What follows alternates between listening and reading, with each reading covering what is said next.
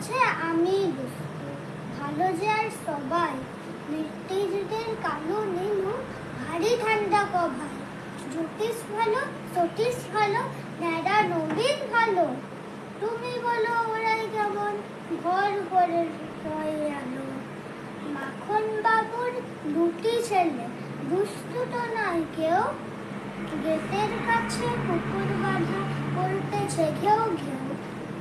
পাঁচকড়ি ঘোষ লক্ষ্মী ছেলে, দত্তপাড়ার গবাই। তোমার কাছে আমি রস্তু, ভালো যে আর সবাই।